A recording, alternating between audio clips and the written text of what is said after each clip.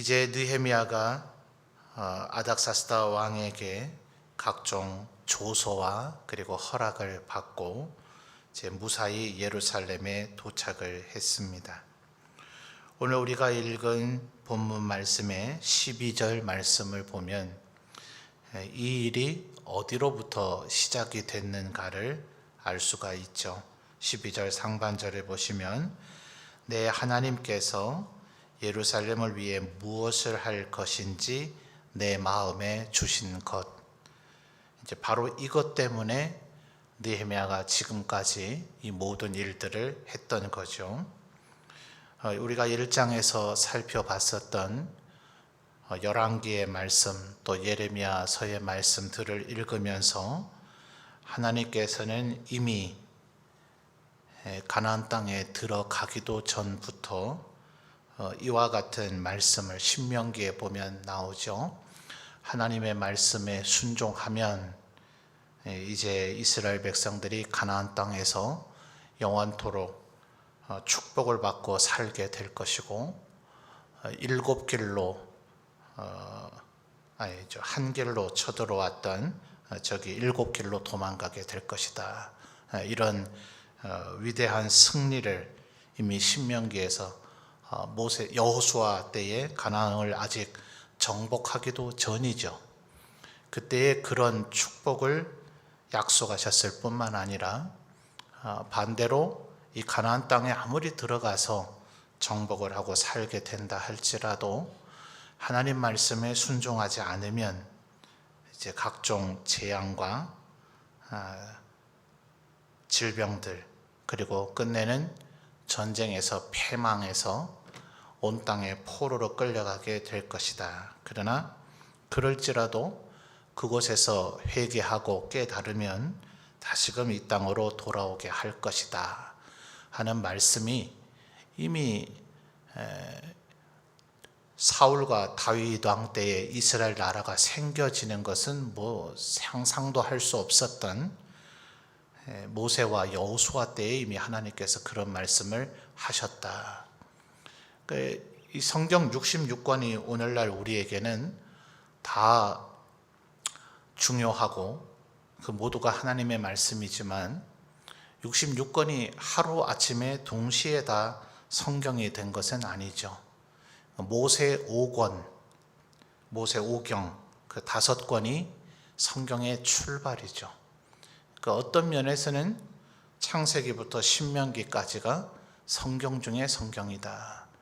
모든 성경은 창세기의 빚을 지고 있다. 이렇게 표현한 신학자도 있습니다.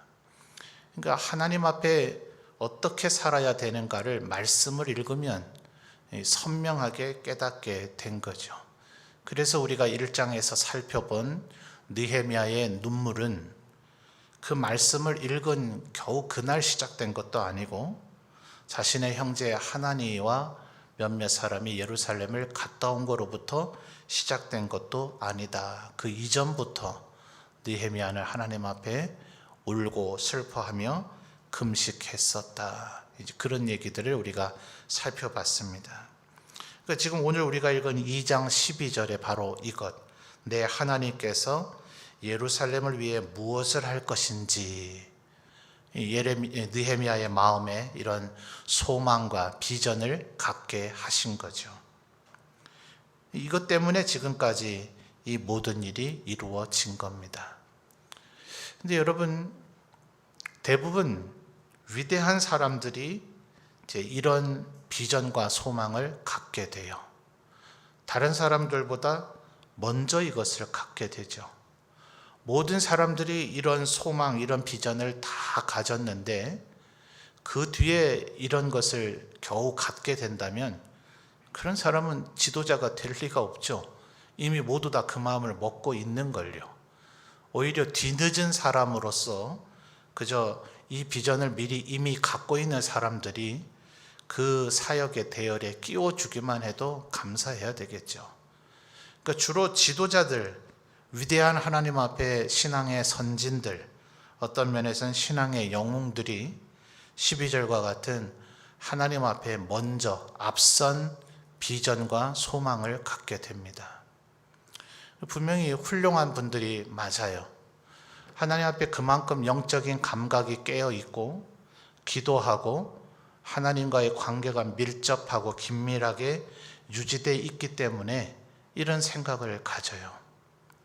대부분의 예루살렘에 살고 있던 사람들은 어쩔 수 없는 우리의 운명이고 숙명인가 보다. 누가 감히 지금 이 예루살렘 성을 쌓을 수 있겠는가. 자, 19절에도 대번 반응이 나오잖아요.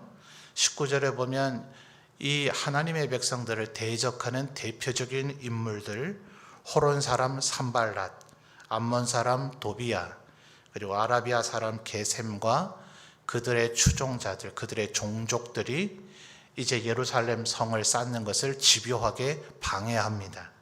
그들이 제일 먼저 거는 시비의 내용이 뭡니까? 19절 하반절을 보면 너희가 왕을 배반하고자 하느냐. 사실 이거 정말 위험천만한 일이에요. 그래서 우리 2장 2절에 느헤미야가 이 소원을 아닥사스다 왕에게 말하고자 의도적으로 그날은 얼굴에 수심을 드러냈다 그랬죠. 그래서 왕이 도대체 네 얼굴에 수심이 있는 이유가 뭐냐고 물었을 때에 2절 하반절에 뭐라 그랬습니까?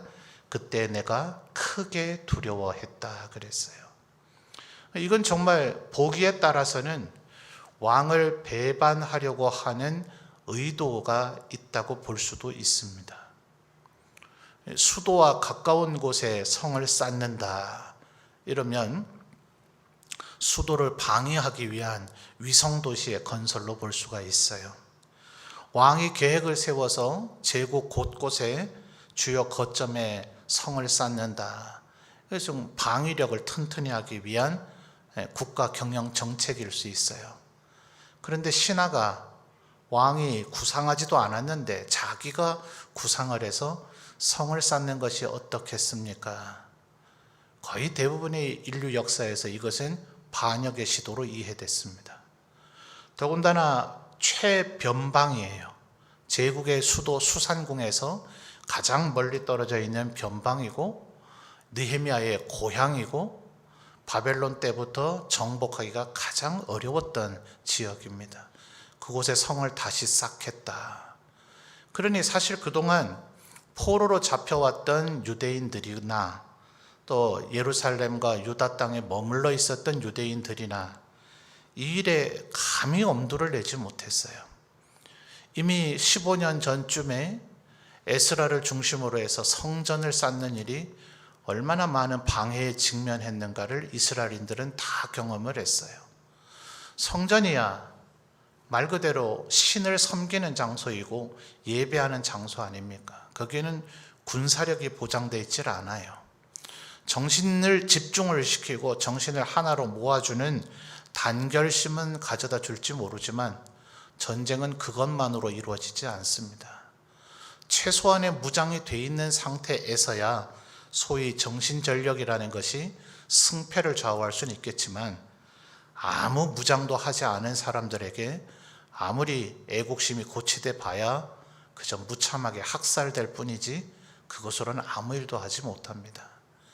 그러니 성전을 쌓겠다 하는 것과 예루살렘 성을 쌓겠다 하는 것은 이건 차원이 다른 얘기예요.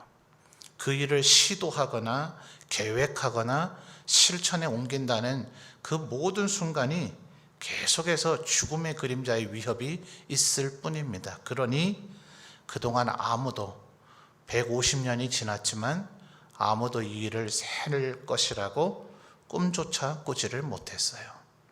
근데 12절에 뭐라 했다고요?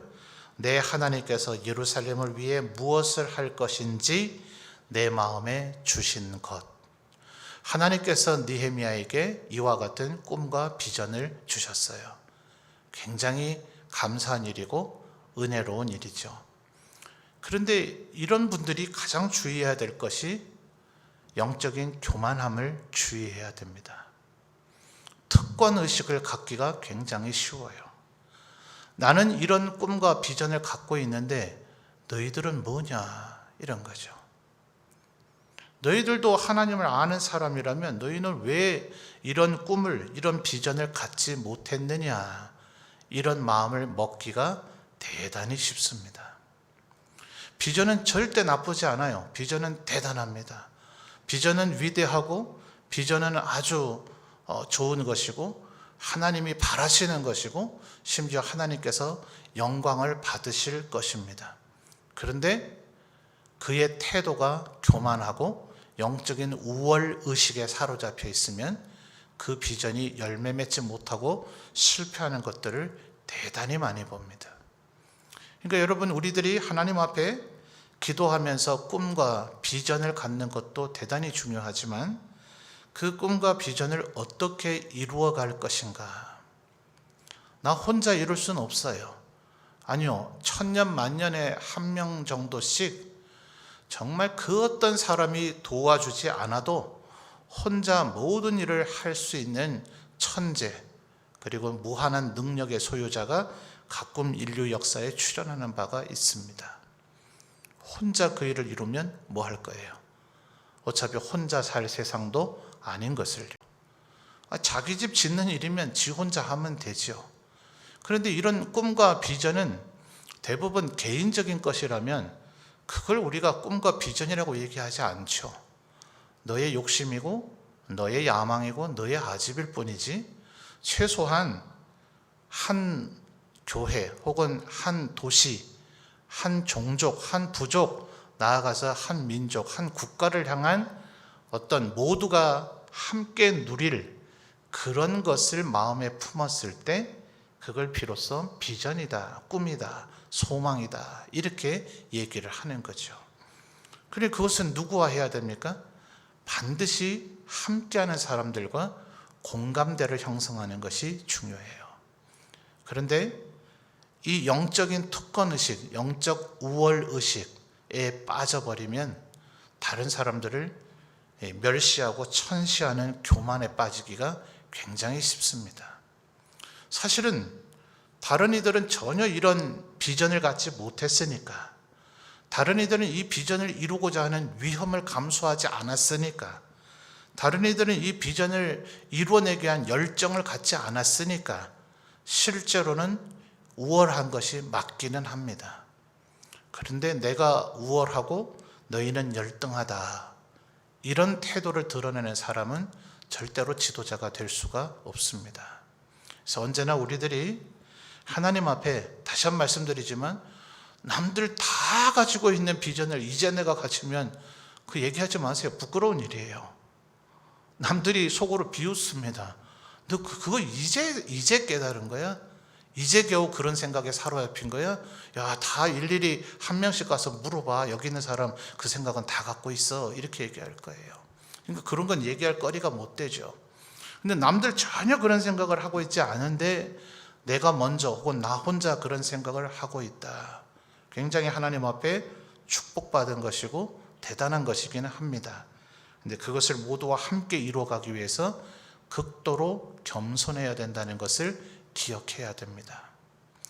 자, 여러분, 느헤미야는 지금 분명히 1장으로 다시 한번 거슬러 가보죠. 1장 2절을 여러분 2절과 3절, 1장 2절과 3절을 다시 한번 읽어봐 주십시오. 시작.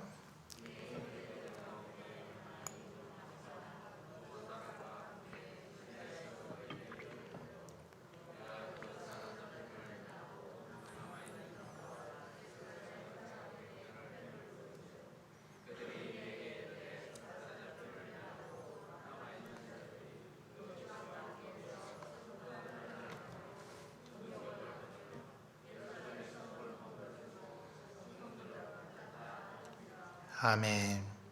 자, 1장 1절의 하반절을 보면 느헤미야가 현재 있는 위치가 수산궁이라 그랬습니다. 이 페르시아 바사의 영토 안에서도 가장 동쪽쯤에 위치하고 있는 곳입니다. 믿음의 조상인 아브라함이 출발한 갈대아 우르보다 더 동쪽이라 그랬어요. 아브라함은 갈대아 우르에서 출발해서 가나안 땅에 마침내 들어왔지만 그의 남은 생애 가운데 다시 갈대아 우르를 방문했다는 기록은 성경 어디에도 없습니다. 그러니까 그는 가나안 땅을 향한 편도, 그죠? 일방적인 우르에서 가나안 땅으로 오는 일만 했을 뿐이지 되돌아가질 않았어요. 그런데 지금 1장 2절에 이 하나니와 몇몇 사람, 느헤미야가 보낸 이 사람들은 아브라함보다 더 긴 거리를 왕복을 한 겁니다. 느헤미야의 요청과 지시에 따라서. 대단하죠?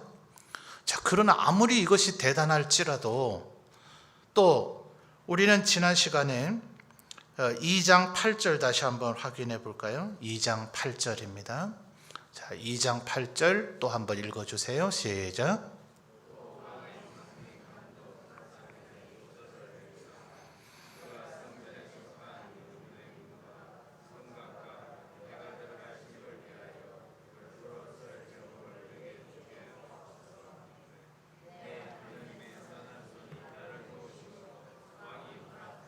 아멘.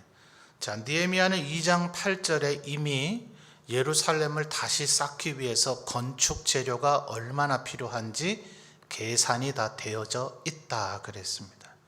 어떻게 이 계산을 했는가? 느헤미야 건축 전공자가 아니잖아요. 그는 수상궁에 있었다 했는데 수상궁 내부에 건축 기술자가 있을 이유는 없죠. 수상궁에 채용되는 것이 그렇게 쉽고 만만한 일이겠습니까? 여러분 친인척 가운데 청와대 근무하는 사람 한두 명쯤은 다 있습니까? 없잖아요. 거기에 채용된 사람이 있다면 아마 여러분 친인척 중에 누가 그런 사람이 있다면 여러분 떠버리고 다니면서 자랑이라도 좀 하고 싶을걸요? 제 사촌이, 육촌이, 칠촌이 청와대 근무합니다. 아마 은연중에 일부러 얘기하고 싶어질 거예요. 그 쉽게 채용될 수가 없겠죠. 그러니 지금 느헤미야가 수산궁에 들어가서 살게 되는 것, 거기서 일하는 신분이 된 것, 절대로 쉬운 일이 아닙니다. 그 일을 하면서 건축 기술에 대해서 익힌다, 거의 불가능에 가깝죠. 그러니 1장 2절과 3절에 예루살렘을 갔다 오게 한 하나니와 그 몇몇 사람이 예루살렘에서 뭔가 철저한 조사를 해왔을 것이다, 이런 추론이 가능한 겁니다. 자, 그러면 질문 퀴즈를 한번 내보죠. 현재 예루살렘에 대한 형편을 누가 제일 잘 알겠습니까? 이제 세 가지만 예를 드릴게요. 1번 느헤미야, 2번 하나니와 몇몇 사람, 1장 2절 3절에서 얘기하는 예루살렘을 방문했던 사람들, 3번 예루살렘에 원래부터 살고 있던 사람들. 몇 번입니까? 몇 번이에요? 잘 안 들려요. 몇 번이에요? 그렇죠? 당연한 얘기죠. 바로 이게 중요한 겁니다. 예루살렘에 대한 비전은 비록 느헤미야가 갖고 있었지만 그는 수산궁에서 자신의 형제를 예루살렘까지 왕복시킬 정도의 열정을 갖고 있었지만 수산궁에 들어가 살기 위해서도 얼마나 노력을 해야만 포로 출신의 유대인이 페르시아 민족에게 채용돼서 수산궁의 관료가 될 수 있겠어요? 그런 노력을 하는 가운데서도 건축에 대한 기본 지식을 습득하는 것이 대단히 힘들고 어려운 일이겠지만 아무리 그런 노력과 수고를 했을지라도 예루살렘의 형편은 누가 더 잘 알아요? 예루살렘에 원래 살고 있던 사람이 더 잘 알죠. 분명히 느헤미야는 하나니와 그의 친구 형제들을 보내서 예루살렘이 어떠한가 분명히 보고를 받았어요. 그 보고는 신뢰할 만했습니다. 신뢰할 만한 사람으로 보냈기 때문에 그들의 보고를 바탕으로 2장 8절에 계산된 내용을 왕에게 얘기해서 건축 재료를 받아냈어요. 그러니 하나니와 그의 친구들이 한 보고에는 일체의 그릇됨이 없었을 겁니다. 그럴지라도 확인해야 되죠. 그래서 11절 말씀을 보면 내가 예루살렘에 이르러 머무른 지 사흘 만에, 어떤 사람들은 이 사흘을 참지 못해서 사단을 냅니다. 마음이 조급하거든요. 도착하자마자 내가 예루살렘 성을 건축하려고 온 사람이다. 너희들 나의 이 수고와 열정과 이 헌신을 알아야 된다. 이렇게 자기를 드높이는 일부터 해서 시작조차 못하고 참패를 하는 사람들이 얼마나 많은지 몰라요. 신약 성경에 뭐라 그럽니까? 주 앞에서 겸손하라. 때가 되면 너희를 높이시리라. 그러니까 어느 조직에 있든지 먼저 밑바닥 일부터 해야 되는 거예요. 근데 동서고금에 언제나 그래요. 나는 그런 하찮은 일은 못한대요. 나에게 큰 일, 위대한 일, 대단한 일, 나를 좀 내 가치를 좀 알아봐라. 나에게 좀 걸맞는 일을 좀 시켜라. 이런 허드렛 일이나 내가 할 사람이 아니다. 아니요, 그런 사람은 아무짝에도 쓸모가 없는 사람이에요. 주님은 뭐라 그러셨습니까? 작은 일에 충성된 자에게 큰 일을 맡긴다고 하셨어요. 그러니까 여러분, 지금 여러분에게 맡겨진 일이 무엇인지를 그거를 최선을 다해서 하셔야 됩니다. 거기에서 여러분의 내일과 미래가 보장되는 것이, 이거는 젊은 세대들에게만 해당될 얘기가 아닙니다. 자라나는 다음 세대들, 우리의 주일학교 애들에게만 하여야 할 교훈이 아니라 우리 어른들도 우리의 인생을 마칠 때까지 하나님께서, 우리의 아버지 되신 하나님께서, 우리의 연세가 아무리 많더라도 우리의 아버지신 하나님께서 우리를 지금도 시험, 테스트하기 위해서 지켜보고 계시다는 것을 기억하셔야 됩니다. 우리의 천국을 향한 경주는 아직 끝나지 않았습니다. 여러분이 천국에 들어갈지 이미 결판이 났다면 좋았겠습니다만, 어떤 면에서는 결판이 났다고 하겠으나 그 결판 난 사람은 분명히 하나님 앞에 끊임없이 충성과 헌신을 할 겁니다. 요 논리를 기억하셔야 돼요. 여러분이 지금 하나님 앞에 성실하게 충성을 하느냐 안 하느냐에 따라서 여러분의 구원이 변경된다는 얘기가 아닙니다. 한번 구원받은 사람은 영원합니다. 근데 한번 구원받았는지 안 받았는지가 모른다는 얘기예요. 여러분이 누군지, 구원받은 사람인지 안 받은 사람인지. 구원받은 사람이라면 잠시 잠깐은 흔들릴 수 있어요. 우리의 인생에 고난도 있고 시련도 있고 시험을 당하기도 하기 때문에 때로는 하나님의 백성 아닌 듯 휘청거릴 때도 있고 죄악에 쓰러질 때도 있습니다. 그러나 오뚜기처럼 벌떡 일어나죠. 하나님의 구원된 백성이라면. 하나님 앞에 때로는 열정 없이 그렇게 살아갈 수도 있지만 하나님의 백성이라면 하나님 앞에 충성과 헌신을 다하고자 하는 그런 태도가 끊임없이 나타나게 되어져 있습니다. 그러니 여러분, 천국에 입성하려면, 그날의 주님으로부터 착하고 충성된 종이라 환영을 받으려면 지금 내게 맡겨진 일이 위대한 일이든 작은 일이든 충성을 다해야 됩니다. 그래서 지난 20세기에 미국의 탁월한 개혁주의 설교가이자 저술가였던 프란시스 셰퍼는 우리에겐 작은 직책도 없고 작은 그릇도 없다, 이런 제목으로 그의 명설교를 한 바가 있습니다. 하나님 앞에 우리가 맡겨진 일들은 다 위대한 일이다. 그 일을 충성스럽게 하는 자만이 위대해질 것이다. 스스로 하나님께서 맡기신 위대한 일을 작은 일이라 치부하고 그것을 소홀히 한 자는 자신이 소홀한 존재임을 드러내버리게 될 것이다 라는 논지로 그는 설교했습니다. 우리들이 작은 일에 충성하면 하나님께서 우리에게 큰 일을 맡기시고, 지금 이 세상에서, 이 세상은 아직 천국이 아닙니다. 천국의 맛을 보고 천국을 체험해서 경험할 수 있을지는 모르지만 이 땅은 천국이 아닙니다. 그러므로 이 땅에서 우리에게 맡겨진 일을 최선을 다할 때 네가 천국에서도 충성스러운 하나님의 백성으로 살아갈 자이겠구나 하는 것을 하나님 앞에 증명시켜 드리는 그런 효과가 있을 것입니다. 내 힘과 내 능력으로 하라는 얘기는 아닙니다. 이 또한 하나님께서 믿음을 주시고 은사와 하나님의 권능을 주신 이들이 그 일을 감당할 수 있게 될 것입니다. 그러므로 12절부터 16절까지를 보십시오. 분명히 느헤미야는 철두철미하게 이 날을 준비해 왔습니다. 자기가 직접 하나님과 몇몇 형제를 보내기도 했습니다. 그러나 그는 3일의 인내를 견뎠습니다. 3일 동안 뭐 했을까요? 별로 중요한 얘기가 아니기 때문에 11절에 그저 3일이 경과했다라는 얘기만 하고 있지만, 새로 총독이 왔으면 이 지역에 16절에 얘기하는 방백들, 그리고 16절 중반절에 또 나오는 유다 사람들, 제사장들, 귀족들, 이들이 와서 총독을 아련했을 것입니다.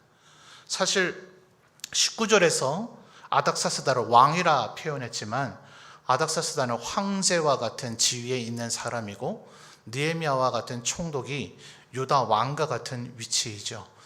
그러니까 아닥사스다 왕 혹은 아닥사스다 황제가 임명한 총독에 불과하지만 이 유다 예루살렘을 통치할 느헤미야이기 때문에 느헤미야 앞에 와서 아련하고 절하고 느헤미야를 보낸 아닥사스다 황제에게 충성을 다하겠다는 그런 맹세, 그런 상견례와 맹세를 하는 기간들이 11절에 얘기하는 3일 동안에 흘러간 시간들입니다. 그게 중요한 것가 아니기 때문에 성경 그것을 잘 표현하지는 않았어요. 그러니까 의례적으로 일단 해야 될 모든 일들을 다 하고 나서, 그리고 나서 그날 밤에 12절부터 이제 3장에서 우리가 보다 상세하게 이제 나타나게 될 것인데, 예루살렘 성의 문이 얼마나 많은지, 우리 한양 서울에도 대문이 4개고 소문이 4개죠. 그러니까 한양성도 무려 문이 8개예요. 그런데 예루살렘 성은 문이 훨씬 많습니다. 13절만 하더라도 골짜기 문이라는 문도 나오고요. 주로 똥을 치우는 문으로 사용했다 해서 분문, 똥 분자입니다. 그리고 14절을 보면 샘문이라고 하는 문도 있고요. 그 외에 3장을 보면 훨씬 더 많은 문들이 있습니다. 이 예루살렘의 평면도를 펼쳐놓고 보면 예루살렘 성 전체를 지금 돌아본 겁니다. 그 성을 3장에서 어차피 소개를 할 거기 때문에 그 모든 문을 다 열거한 것이 아니라 이 문들의 포인트를 짚어보면 예루살렘 성 전체를 돌아봤다는 것을 알 수가 있습니다. 그걸 다 지금 표현하지를 않은 겁니다. 자, 심지어 12절 하반절을 보면 몇몇 사람을 동행을 시켰는데 자신만 탄 짐승, 말이겠죠, 상식적으로 말을 탔어요. 14절 하반절을 보면 그 탄 짐승인 말이 지나갈 곳이 없었다. 성은 왜 쌌습니까? 성은 기본적으로 군사적 목적 때문에 쌌습니다. 군사적 목적을 극대화하려면 반드시 뭐가 필요합니까? 말과 기병이 필요합니다. 그러니까 모든 성은 기병이 다닐 수 있는 장치를 해놔야만 그 군사적 목적을 극대화시킬 수가 있습니다. 그래서 14절에 이 표현을 하는 이유는 그렇게 할 수가 전혀 없는 상태로 완전히 붕괴되어 있었다라는 것을 지금 가장 표현하고 있는 겁니다. 말하자면 성의 쓸모로 얘기한다면 일고의 가치도 없다, 조금 더 쓸모가 없는 상태였다라는 표현이 지금 14절에 탄 짐승이 지나갈 곳이 없다, 이렇게 표현하고 있는 겁니다. 자, 지금 느헤미야는 뭐 한 겁니까? 자기가 페르시아에서 태어나서 자라면서 자기가 상식적으로 알거나 자기가 정보 수집한 것에 거기에 기대지 않았습니다. 또 자기가 보낸 하나님의 그 하나님을 신뢰할 만한 사람이었기 때문에 그 사람의 보고의 내용을 가지고 아닥사스다 왕에게 보고해서 건축 재료를 얻어내릴 정도로 그의 보고는 정확한 보고였지만 그것에도 의존하지 않았습니다. 자신의 눈으로 직접 그 모든 것을 재확인한 겁니다. 왜 그랬을까요? 원래 부정적인 사람이라서 그렇습니까? 정말 너무나 꼼꼼한 사람이라서 그렇습니까?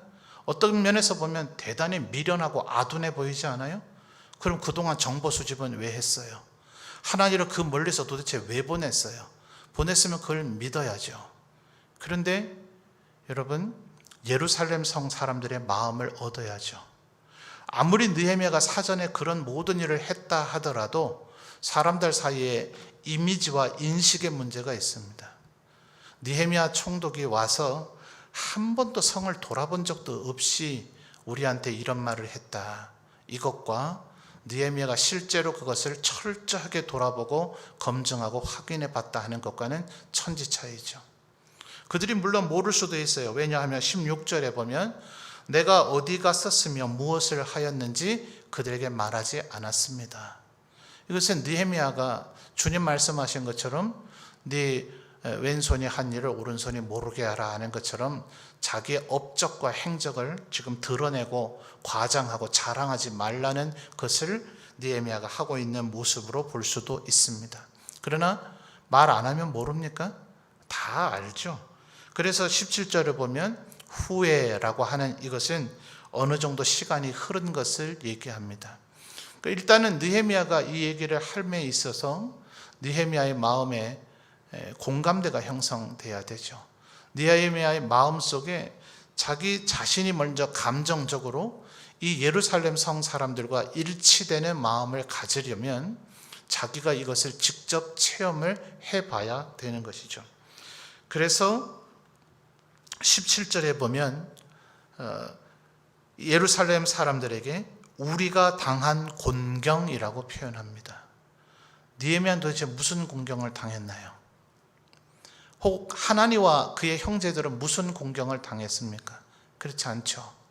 지금 느헤미야는 예루살렘 사람들에게 너희는 그동안 뭐하고 살았냐 이렇게 얘기하지 않았어요. 너희는 부끄러움이 없냐? 성이 이 모양 이 꼴 되도록 이걸 방치해뒀단 말이냐? 이렇게 얘기하지 않았습니다. 이게 바로 공감되고 이것이 바로 공동체 의식입니다. 느헤미야는 지금 하나님의 공동체를 비방하지 않아요. 우리가 당한 공경입니다.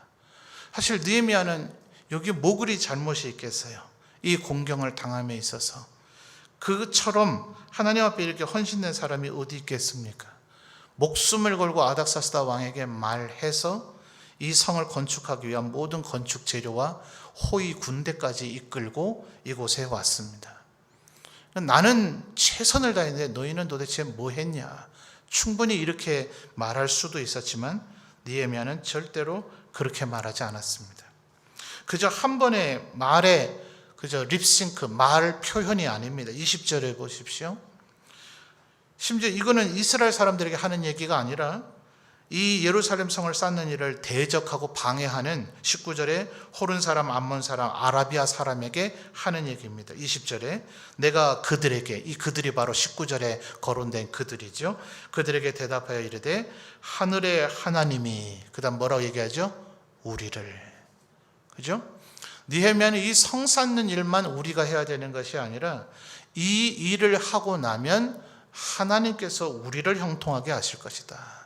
그리고 그의 종들인 우리가 일어나 건축할 것이다. 그의 종들. 느헤미야는 지금 평민이나 이제 3장에 나중에 다음 시간에 우리가 살펴보겠습니다만 여기 뭐 제사장도 나오고 레위인도 나오고 그저 평민들도 나오고 귀족들도 나오고 심지어 화장품 장사하는 여인네도 나오고 별의별 사회 온갖 계층의 사람들이 총망라가 되어집니다. 그들 중에는 누가 봐도 신분적으로 종과 같은 사람들이 있었고 그들 중에는 제사장이나 귀족들이나 느헤미야 같이 총독이나 소위 사회 신분이 대단히 높은 사람들도 있었습니다. 그러나 느헤미야는 자신을 포함을 해서 그의 종들인 우리라고 표현합니다. 바로 이것이 연대의식이고 공감대의 의식입니다. 하나님 앞에 우리가 비전을 갖는 것만이 중요한 것이 아니라 그 비전은 절대로 나 혼자 이룰 수 없기 때문에 동역자들을 얻어야 됩니다. 그 동역자들을 얻을 때는 나의 특권의식이 있으면 안 되고 함께 모든 고통과 고생을 같이 해야 됩니다. 그럴 때 비로소 우리가 라는 연대의식이 생겨지게 되는 것이고 이 비전이 공감대를 이루어서 함께 이 일을 할 수가 있는 것입니다. 그래서 17절에 느헤미야가 우리가 당한 곤경은 너희가 알고 있으니 예루살렘을 다시 건축해서 다시는 수치를 당하지 말자고 할 때에 이스라엘 사람들이 그 말에 호응해서 18절 하반절에 보면 그들의 말이 일어나 건축하자라고 하는 이런 화답이 일어나게 되는 것입니다. 그리고 3장을 보면 느헤미야가 진두지휘하는 상황이 아니에요. 각각 자기 집 앞은 자기가 책임지는 형태로 동시다발적으로 성이 건축돼서 올라가서 겨우 52일 만에, 이건 유래를 찾아보기 어려운 일입니다. 공기를 단축하는 것이 굉장히 중요하다 그랬죠. 그래서 2장 6절을 보면 왕이 느헤미야를 보내기 전에도 며칠이 되면 돌아올 것이냐라는 것을 질문했고, 느헤미야 나름대로 준비하고 계획하고 연구한 것에 따라서 건축 기한을 정했다 그랬습니다. 아쉬운 것은 이 2장 6절에서 도대체 얼마의 기한을 왕에게 약속했는지가 나오질 않아서 아쉽지만, 성경 주석가들은 한결같이 52일이 걸리리라고는 느헤미야도 상상하지 못했을 것이다.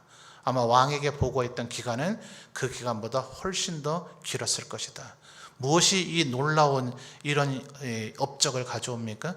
사람들은 이렇게 얘기합니다. 이 예루살렘 성과 같이 17각형 혹은 18각형이라 제가 얘기해야 될 정도다 그랬죠.